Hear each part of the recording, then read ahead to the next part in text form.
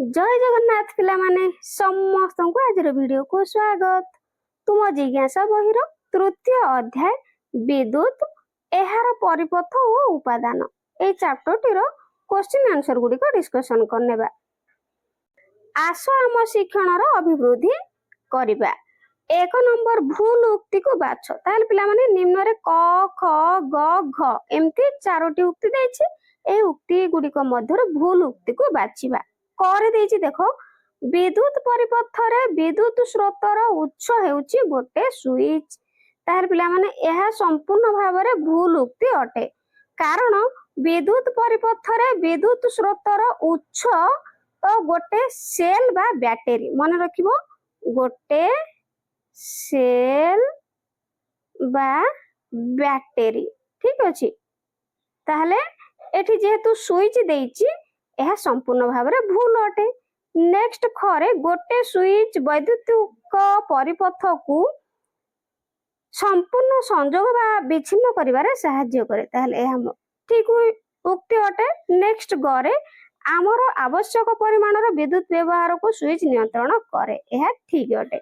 Next घरे उक्ति देछि जेतेबेले स्विच बंद थाए सेतेबेले दुई अग्र मध्य वायु व्यवधान थाए। ताहले यह मध्य ठीक अटे बुझेला। नेक्स्ट 2 नंबर देखिबा चित्र 3.16 को निरीक्षण कर। ताहले पिला माने ए होची तुम मानकर चित्र 3.16 ठीक अछि। केउ सामग्री सह क ओ ख अग्र को जोग कले बत्ती जळिबो नाही। ताहले ए होची देखो क अग्र ए होची ख अग्र। ताहले केउ सामग्री सह आमे जोग करिबा एई क आउ ख अग्र को। ताहले लैंप टी एटी देखो एई बत्ती जळिबो नाही। ताहले एहार उत्तर करिबा।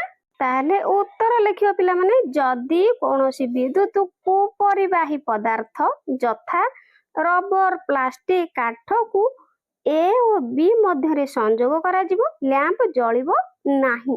कारण विद्युत को परिवाही पदार्थ मध्य रे विद्युत स्रोत प्रभाव होई पारिबो नाही ठीक अछि। 3 नंबर चित्र 3.17 जदी ताहले पिला माने ए देखो ये होची 3.17 चित्र जदी गोटिए बत्तीर फिलामेंट भांगी जाए तेबे अन्य बत्तीटी जळिबो कि तुम उत्तरर यथार्थता प्रदान कर बा प्रतिपादन कर। ताहले पिला माने एई देछि देखो अनुसंधान काहे कि कोन केउठी केते समय काहाकू केते बेले किपरि आउ कोन काहे कि ए सब अनुसंधान मूलक प्रश्न देछि। ताहले एहार उत्तर करिबा। उत्तर चित्र रे दर्शा जाइथिबा विद्युत परिपथरे विद्युत स्रोत बैटरी रो युक्तात्मक अग्ररु बाहरी दुईटी जांक लैंप रो फिलामेंट मध्य को गोटिक पर अन्यटी को जाई बैटरी रो विजुक्तात्मक अग्र ठारे पहुंची थाए ओ विद्युत परिपथ संपूर्ण होई थाए। विद्युत बत्ती जळी थाए ठीक अछि। जेहेतु गोटे लैंप रो फिलामेंट भांगी जाईछि अर्थात फिलामेंट मध्य रे फांका रहिछि तेणु विद्युत स्रोतर प्रवाह से फिलामेंट को अतिक्रम करी आगो को जाई बैटरी रो विजुक्तात्मक अग्र ठारे पहुंची न पारिबारु विद्युत पथ असंपूर्ण रही थाए फलत दुईटी जांक लैंप जळिबो नाही। नेक्स्ट पिला माने 4 नंबर जणे छात्र वैद्युतिक परिपथ तयारी कला बेले संयोग करा जायथिबा ताररु विद्युत रोधी आवरण काढिबा को भूली जायथिला ठीक अछि। ताहले जदी बत्ती और विद्युत कोष ठीक भाबरे काम करूथाए बल्बटी जळिबो कि उत्तर ना बल्ब जळिबो नाही। कारण परिवाही तारर दुई पार्श्वरु जाकी शेष अग्र को परिवाही जहा तार को घोड़ाई रखे किछि काटी बाहर न कले परिवाही तार धातव्य अंश परिपथरे लागिथिबा बैटरी बा लैंप को संयोग करि पारे नाही। मझिरे को परिवाही चादर रही जाए विद्युत स्रोत एही मझिरे रही जाइथिबा कुपरिवाही चादर को भेद करी गति करि पारे नाही। अर्थात ବିଦ୍ୟୁତ ସ୍ରୋତ ଗତି ପରିପଥ ମଧ୍ୟରେ ସମ୍ପୂର୍ଣ୍ଣ ହୋଇପାରେ ନାହିଁ, ଫଳତଃ ଲ୍ୟାମ୍ପ ଜଳିପାରେ ନାହିଁ। 5 ନମ୍ବର ବୈଦ୍ୟୁତିକ ଉପାଦାନ ମାନଙ୍କ ପାଇଁ ସଂକେତ ବ୍ୟବହାର କରି ଗୋଟିଏ ଟର୍ଚ୍ଚ ପାଇଁ ପରିପଥ ଚିତ୍ର କର। ତାହେଲେ ପିଲାମାନେ ବୈଦ୍ୟୁତିକ ଉପାଦାନ ମାନଙ୍କ ପାଇଁ ସଂକେତ ବ୍ୟବହାର କରି ଗୋଟିଏ ଟର୍ଚ୍ଚ ପାଇଁ ବିଦ୍ୟୁତ ପରିପଥର ଚିତ୍ର କରିବା। ଠିକ ଅଛି। ଉତ୍ତର, ବିଦ୍ୟୁତ ପରିପଥରେ ବ୍ୟବହୃତ ପଦାର୍ଥ ଗୁଡ଼ିକର ସଂକେତ ସହ ଏକ ସରଳ ଟର୍ଚ୍ଚ ପାଇଁ ଏକ ବିଦ୍ୟୁତ ପରିପଥର ଚିତ୍ର। ତାହେଲେ ପିଲାମାନେ ଏଇଭଳି ଗୋଟେ ବିଦ୍ୟୁତ ପରିପଥର ଚିତ୍ରଟିଏ ତୁମେମାନେ ଅଙ୍କନ। 6 ନମ୍ବର ଚିତ୍ର 3.18। ତାହେଲେ ପିଲାମାନେ ଇଏ ହଉଛି ତୁମ ମାନଙ୍କର ଚିତ୍ର 3.18। ଠିକ ଅଛି। ତାହେଲେ କରେ ପ୍ରଶ୍ନ ପଚାରିଛି, ଯଦି ସୁଇଚ S2 ଅନ୍ ଅବସ୍ଥାରେ ଓ ସୁଇଚ S1 ଅଫ୍ ଅବସ୍ଥାରେ ରହେ ତାହେଲେ କେଉଁ ବଲ୍ବଟି ଜଳିବ? ତାହେଲେ ପିଲାମାନେ ଏଠି କହିଛି ଯେ ସୁଇଚ S2 ଅନ୍ ଅବସ୍ଥାରେ ରହିବ। ତାହେଲେ ଏଇ ସୁଇଚ S2 ଟା କଣ ରହିବ ନା ଅନ୍ ରେ ରହିବ ହେଲା। ତାହେଲେ ସୁଇଚ S1 କଣ ହବ ନା ଅଫ୍ ଅବସ୍ଥାରେ ରହିବ। ତାହେଲେ ସୁଇଚ S1 ଅଫ୍ ଅବସ୍ଥାରେ ରହେ, ତେବେ କେଉଁ ବଲ୍ବଟି ଜଳିବ? ତାହେଲେ ପିଲାମାନେ ଏଠାରେ କେଉଁ ବଲ୍ବଟି ଜଳିବ କି? ନା ଜଳିବ ନାହିଁ। ତାହେଲେ ଏଠି କୌଣସି ବଲ୍ବ ଜଳିବ ନାହିଁ। ଠିକ ଅଛି। ଯଦି ଲେଖିବ ସୁଇଚ S2 ଅନ୍ ବ୍ୟବସ୍ଥାରେ ଓ ସୁଇଚ S1 ଅଫ୍ ଅବସ୍ଥାରେ ରହେ, କେଉଁ ବଲ୍ବଟି ଜଳିବ? ତାହେଲେ ଉତ୍ତର ଲେଖିବ କୌଣସି ବଲ୍ବ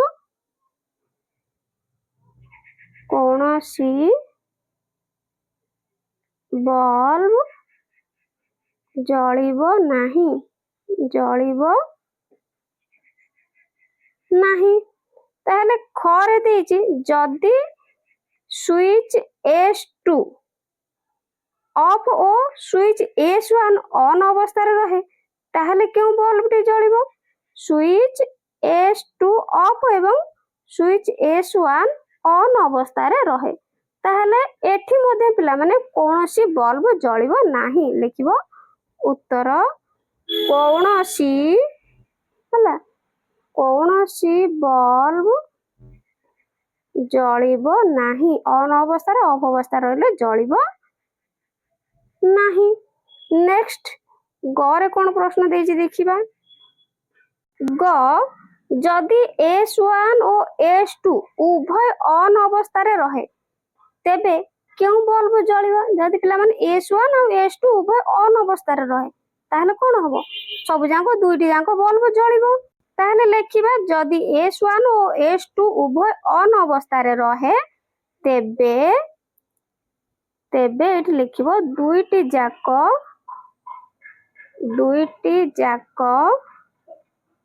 ବଲ୍ବ ଜଳିବ ହେଲା। ଏହା ହଉଛି ଉତ୍ତର। ନେକ୍ସଟ ଘରେ ଦେଇଛି, ଯଦି S1 ଓ S2 ଉଭୟ ଅଫ୍ ଅବସ୍ଥାରେ ରହେ ତେବେ କେଉଁ ବଲ୍ବ ଜଳିବ? ଯଦି ପିଲାମାନେ ଉଭୟ ଅଫ୍ ରହିଲା ତାହେଲେ ଜଳିବ କି? ଜଳିବ ନାହିଁ। ତାହେଲେ ଲେଖିବ ଉଭୟ, କୌଣସି ବଲ୍ବ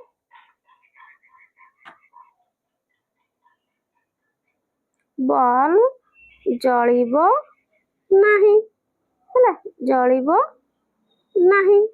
ତାହେଲେ ପିଲାମାନେ ଏଇଠି ଦେଖ L1 ଆଉ L2 ଉଭୟ ବଲ୍ବ ଜଳିବେ ନାହିଁ। L1 ଆଉ L2 ଠିକ ଅଛି। ନେକ୍ସଟ ଆଗକୁ ଯିବା। 7 ନମ୍ବର ଚିତ୍ର 3.19ରେ ଦର୍ଶାଯାଇଥିବା ଭଳି ଭାରତୀ ଏକ ବିଦ୍ୟୁତ ପରିପଥ ତିଆରି କଲା। ତାହେଲେ ଇଏ ଦେଖ ପିଲାମାନେ ଚିତ୍ର 3.19। ଭାରତୀ ଏଇଭଳି ଚିତ୍ରଟି ଅଙ୍କନ କରିଛି। ପରିପଥକୁ ବନ୍ଦ କରିବା ପରେ ମଧ୍ୟ ବତୀ ଜଳିଲା ନାହିଁ। ତାହେଲେ ଏହାର ସମ୍ଭାବ୍ୟ କାରଣ କଣ ହୋଇପାରେ? ଏକ ଅସଫଳ କାର୍ଯ୍ୟର ଯେତେ ଅଧିକ ସମ୍ଭାବ୍ୟ କାରଣ ଚିନ୍ତା କରୁଛ ତାହା ଲେଖ। ଏ ବତୀ କାହିଁକି ଜଳିଲା ନାହିଁ ଏହା ଜାଣିବା ପାଇଁ ତୁମେ କଣ କରିବ? ଉତ୍ତର, ସୁଇଚ ଅନ୍ ହେଲା ପରେ ମଧ୍ୟ ବତୀ ଜଳିବାର କାରଣ ମାନ ନିମ୍ନରେ ଦିଆଯାଇଛି। କ, ଫିଲାମେଣ୍ଟ ଭିତରେ ତାର ଛିଡି ଯାଇଥିଲେ ବା ବତୀ ଫ୍ୟୁଜ ହୋଇଥିଲେ ବତୀ ଜଳିବ ନାହିଁ। ଖ, ଯଦି ସଂଯୋଗ ହୋଇଥିବା ପରିବାହୀ ତାର ଢିଲା ହୋଇ ସଂଯୋଗ ହୋଇଥିବ ବା ଫାଙ୍କା ରହିଯିବାରୁ ପରିପଥ ସମ୍ପୂର୍ଣ୍ଣ ହୋଇପାରିବ ନାହିଁ, ଫଳତଃ ବତୀ ଜଳିବ ନାହିଁ। ଗରେ ପରିବାହୀ ତାରର ଅଗ୍ରଭାଗରୁ ବିଦ୍ୟୁତ କୁପରିବାହୀ ଚାଦର କିଛି ଅଂଶ କାଟି ବାହାର କରାଯାଇ ନଥିଲେ ପରିବାହୀ ତାରର ଧାତବ ଅଂଶ ସଂଯୁକ୍ତ ହୋଇପାରିବ ନାହିଁ ଏବଂ ବିଦ୍ୟୁତ ପରିପଥ ସମ୍ପୂର୍ଣ୍ଣ ନ ହେବାରୁ ବତୀ ଜଳିବ ନାହିଁ। ଘ ସଂଯୁକ୍ତ ହୋଇଥିବା ବ୍ୟାଟେରୀରେ ରାସାୟନିକ ପଦାର୍ଥ ସମ୍ପୂର୍ଣ୍ଣ ଭାବେ ଶେଷ ହୋଇଯାଇଥିଲେ ବତୀ ମଧ୍ୟରୁ ବିଦ୍ୟୁତ ସ୍ରୋତ ଆସି ନ ପାରିବାରୁ ବତୀ ଜଳି ନଥାଏ। ତାହେଲେ ଆଇରେ ପ୍ରତିକାର ପାଇଁ ପ୍ରଥମେ ବତୀ ଫିଲାମେଣ୍ଟକୁ ଦେଖିବାକୁ ହେବ, ଯଦି ଫ୍ୟୁଜ ହୋଇଯାଇଥିବ ସେ ବତୀକୁ ବାହାର କରି ନୂଆ ବତୀକୁ ଠିକ ଭାବେ ସଂଯୋଗ କରିବାକୁ ପଡ଼ିବ। ଟୁଆଇରେ ଦ୍ୱିତୀୟତଃ ପରିପଥରେ ସଂଯୁକ୍ତ ହୋଇଥିବା ବତୀ ବ୍ୟାଟେରୀ ସଂଯୁକ୍ତିକରଣକୁ ଯାଞ୍ଚ କରିବାକୁ ପଡ଼ିବ, ସେଗୁଡ଼ିକ ଦୃଢ଼ ଭାବ ସଂଯୁକ୍ତ ହୋଇଛି ନା ଢିଲା ହୋଇ ରହିଛି ବା ସଂଯୁକ୍ତ ହୋଇଛି। ଯଦି ଢିଲା ହୋଇ ସଂଯୁକ୍ତ ହୋଇଥିବ ତେବେ ଠିକ ଭାବରେ ସଂଯୁକ୍ତ କରାଯିବ, ଯେପରି ଢିଲା ରହିବ ନାହିଁ। ସେହିଭଳି ତୃତୀୟରେ ଦେଖିବା ପରିପଥରେ ବ୍ୟବହୃତ ପରିବାହୀ ତାର ଶେଷ ଭାଗରୁ କୁପରିବାହୀ ଚାଦର କାଟି ବାହାର ରହିଯାଇଛି ବା କରାଯାଇଛି କି ନାହିଁ। ଯଦି ବାହାର କରାଯାଇ ନଥିବ ତାରର ଶେଷ ଭାଗରୁ କୁପରିବାହୀ ଚାଦରର କିଛି ଅଂଶ କାଟି ବାହାର କରିବାକୁ ପଡ଼ିବ, ଫଳତଃ ପରିବାହୀ ଧାତବ ଅଂଶ ବାହାରକୁ ଦେଖାଯିବ, ତାପରେ ଠିକ ଭାବେ ପୁନଶ୍ଚ ସଂଯୋଗ କରାଯିବ। ନେକ୍ସଟ ଆଇଭିରେ ଶେଷରେ ଉପରୋକ୍ତ ସମସ୍ତ ପ୍ରତିକାର ବ୍ୟବସ୍ଥା କଲା ପରେ ଯଦି ବତୀ ନ ଜଳିଲା ତେବେ ସଂଯୁକ୍ତ ହୋଇଥିବା ବ୍ୟାଟେରୀ କାଢ଼ି ନୂଆ ବ୍ୟାଟେରୀ ସଂଯୁକ୍ତ କରିବାକୁ ପଡ଼ିବ। ନେକ୍ସଟ 8 ନମ୍ବର ଚିତ୍ର 3.20ରେ ଯେତେବେଳେ ସୁଇଚ ବନ୍ଦ କରାଯିବ କେଉଁ କ୍ଷେତ୍ରରେ ବଲ୍ବ ଜଳିବ ନାହିଁ। ତାହେଲେ ଦେଖ ପିଲାମାନେ, ଇଏ ହେଉଛି 4ଟି ଚିତ୍ର ଦେଇଛି 3.20ରେ। ତାହେଲେ କ ଖ ଗ ଘ କହିଛି ଯେ ଯେତେବେଳେ ସୁଇଚ ବନ୍ଦ କରାଯିବ କେଉଁ କ୍ଷେତ୍ରରେ ବଲ୍ବ ଜଳିବ ନାହିଁ। ତାହେଲେ ଉତ୍ତର କରିବା। ତାହେଲେ ଉତ୍ତର ଗ ଚିତ୍ର କ୍ଷେତ୍ରରେ ଲ୍ୟାମ୍ପ ଜଳିବ ନାହିଁ। ଏହା ଏକ ଏଲଇଡି ଲ୍ୟାମ୍ପ। ଏହାର ଯୁକ୍ତ ଅଗ୍ର ସହ ବ୍ୟାଟେରୀର ବିଯୁକ୍ତାତ୍ମକ ଅଗ୍ର ସହ ସଂଯୋଗ ହୋଇଅଛି, ଯାହା ଏକ ତ୍ରୁଟିପୂର୍ଣ୍ଣ ସଂଯୋଗୀକରଣ। 9 ନମ୍ବର ମନେକର ଯୁକ୍ତ ଓ ବିଯୁକ୍ତ ଚିହ୍ନ ସଂକେତ ବ୍ୟାଟେରୀରେ ପଢ଼ି ହେଉ ନାହିଁ। ବ୍ୟାଟେରୀର ଦୁଇ ଶେଷାଗ୍ରହକୁ କିପରି ଚିହ୍ନଟ କରିବ ତୁମେ ମତ ଦିଅ। ତାହେଲେ ପିଲାମାନେ ଏଠି କ'ଣ କରିବା ନା ଗୋଟେ ଏଲଇଡି ଆଣିବା ବ୍ୟବହାର କରିବା ପାଇଁ ହେଲା। ତାହେଲେ ଏହାର ଉତ୍ତର କରିବା। ଉତ୍ତର ଆମେ ଏକ ଏଲଇଡି ବ୍ୟବହାର କରିପାରିବା। ଏଲଇଡିର ଲମ୍ବା ଗୋଡ଼ ଯେଉଁ ପାଖରେ ଲାଗିଲେ ଆଲୋକ ଜଳିବ ବ୍ୟାଟେରୀର ସେହି ପାର୍ଶ୍ୱଟି ଯୁକ୍ତ ଅଗ୍ର ହେବ।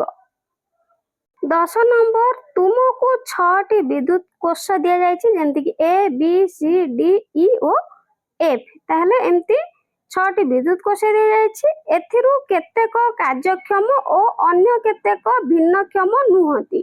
ଏକ ଶିକ୍ଷଣ କାର୍ଯ୍ୟର ପରିକଳ୍ପନା କର ଯାହା ଦ୍ୱାରା ଯେଉଁ କୋଷଗୁଡ଼ିକ କାର୍ଯ୍ୟକ୍ଷମ ଅଟନ୍ତି ଜାଣିହେବ। ତାହେଲେ କରେ ଦେଇଛି ତୁମେ ଆବଶ୍ୟକ କରୁଥିବା ପଦାର୍ଥର ତାଲିକା କର। ଖରେ ଦେଇଛି ତୁମେ କେଉଁ ପ୍ରଣାଳୀ ଅନୁସରଣ କରିବ ତାହା ଲେଖ। ଗରେ ଦେଇଛି କାର୍ଯ୍ୟକ୍ଷମ ଥିବା କୋଷକୁ ଚିହ୍ନଟ କରିବା ପାଇଁ ଏହି ପଦାର୍ଥ ସାହାଯ୍ୟରେ କାର୍ଯ୍ୟକ୍ରମ ସମ୍ପାଦନ କର। ଉତ୍ତର କରେ ପରୀକ୍ଷଣ ପାଇଁ ଆବଶ୍ୟକୀୟ ଉପକରଣ: ଗୋଟେ ଲ୍ୟାମ୍ପ ହୋଲ୍ଡର, 2ଟି ସଂଯୋଗକାରୀ ଓ ପରିବାହୀ ତାର। ଖରେ ପ୍ରଣାଳୀ: ଲ୍ୟାମ୍ପ ଲାଗିଥିବା ହୋଲ୍ଡର ଅଗ୍ର ସହ ପରିବାହୀ ତାର ଅଗ୍ର 2ଟି ସଂଯୋଗ କରାଯାଉ। ପରିବାହୀ ତାର 2 ଅଗ୍ରଭାଗକୁ କୁପରିବାହୀ ଚାଦର କିଛି କାଟି ବାହାର କରାଯାଉ। ତାର ଏହି 2 ଅଗ୍ରକୁ ବ୍ୟାଟେରୀର ଯୁକ୍ତ ଓ ବିଯୁକ୍ତ ଅଗ୍ର ସହ ଏକା ସମୟରେ ସଂଯୋଗ କରାଯାଉ। ଯଦି ଲ୍ୟାମ୍ପଟି ଜଳିବ ତେବେ ବ୍ୟାଟେରୀ ଠିକ କାର୍ଯ୍ୟ କରୁଛି ବୋଲି କହିବା। ସେହିପରି ଏ ସ୍ଥାନରେ ବି ସି ଡି ଇ ଓ ଏଫ୍ କୁ ରଖି ଉପରେ ତାର ଉପର ପ୍ରଣାଳୀ ଦ୍ୱାରା କେଉଁ ବ୍ୟାଟେରୀ କାର୍ଯ୍ୟକ୍ଷମ କେଉଁଟି ନୁହେଁ ତାହେଲେ ଚିହ୍ନଟ କରାଯାଇ ପାରିବ। ଗରେ ତେଣୁ ଯେଉଁ ବ୍ୟାଟେରୀର ସଂଯୋଗ ଦ୍ୱାରା ଲ୍ୟାମ୍ପ ଜଳିଲା ସେଗୁଡ଼ିକ କାର୍ଯ୍ୟକ୍ଷମ ଓ ଯେଉଁଗୁଡ଼ିକ ଜଳିଲା ନାହିଁ ସେଗୁଡ଼ିକ ଅକାମୀ ବ୍ୟାଟେରୀ। 11 ନମ୍ବର ଗୋଟିଏ ଏଲଇଡି ଜଳିବା ପାଇଁ 2ଟି ବିଦ୍ୟୁତ କୋଷ ଆବଶ୍ୟକ କରେ। କବିତା ଏକ ପରିପଥ ଚିତ୍ର ତିଆରି କଲା। ଯେମିତି କି 3.21 ତାହେଲେ ପିଲାମାନେ ଇଏ ହଉଛି କବିତାର ତିଆରି ଚିତ୍ର 3.21। ତାହେଲେ ବଲ୍ବ ଜଳିବ କି? ଯଦି ନା ତେବେ ତାରକୁ ନେଇ ସଠିକ ସଂଯୋଗ କର। ତାହେଲେ ଦେଖ ପିଲାମାନେ କବିତା ତା ଚିତ୍ରରେ ବିଦ୍ୟୁତ ପରିପଥରେ ଏଇଠି ଦେଖ ବିଯୁକ୍ତ ଅଗ୍ର ସହ ବିଯୁକ୍ତ ଅଗ୍ରକୁ ଏବଂ ଯୁକ୍ତ ଅଗ୍ର ସହ ଯୁକ୍ତ ଅଗ୍ରକୁ ଯୋଡ଼ିଛି। ତାହେଲେ ବଲ୍ବ ଜଳିବ କି? ନା ଜଳିବ ନାହିଁ। କାରଣ ଲେଖିବା। ତାହେଲେ ଉତ୍ତର ନା ଜଳିବ ନାହିଁ, କାରଣ ବ୍ୟାଟେରୀର ସଂଯୋଗ ଭୁଲ ଅଛି। ଦୁଇଟି ସେଲର ବିଯୁକ୍ତ ଅଗ୍ର ଏକାଠି ଯୋଡ଼ା ଯାଇଛି। ସଠିକ ସଂଯୋଗ ଗୋଟିଏ ସେଲର ଯୁକ୍ତ ଅଗ୍ରକୁ ଅନ୍ୟ ସେଲର ବିଯୁକ୍ତ ଅଗ୍ର ସହ ଯୋଡ଼ିବାକୁ ହେବ। ତାହେଲେ ଦେଖ ସଠିକ ସଂଯୋଗୀକରଣ ଏଇଭଳି ଚିତ୍ରଟି ପିଲାମାନେ କରିବ। ଦେଖ କେମିତି ବିଯୁକ୍ତ ଅଗ୍ର ସହିତ ଯୁକ୍ତ ଅଗ୍ରକୁ ଏବଂ ଯୁକ୍ତ ଅଗ୍ର ସହିତ ବିଯୁକ୍ତ ଅଗ୍ରକୁ ଏମିତି ଯୋଡ଼ା ଯାଇଛି, ଫଳରେ ବଲ୍ବଟି ଜଳିବ। ଠିକ ଅଛି, ଏଇଭଳିଆ ଚିତ୍ର ତୁମେମାନେ ଖାତାରେ ମଧ୍ୟ କରିନେବ। ଆଶା କରୁଛି ଭିଡ଼ିଓଟି ହେଲ୍ପଫୁଲ ହେଇଥିବ। ଚ୍ୟାନେଲ ନୂଆ ଥିଲେ ଚ୍ୟାନେଲକୁ ସବସ୍କ୍ରାଇବ କରି ଭିଡ଼ିଓକୁ ଗୋଟେ ଲାଇକ୍ କରିଦେବେ। Thank you.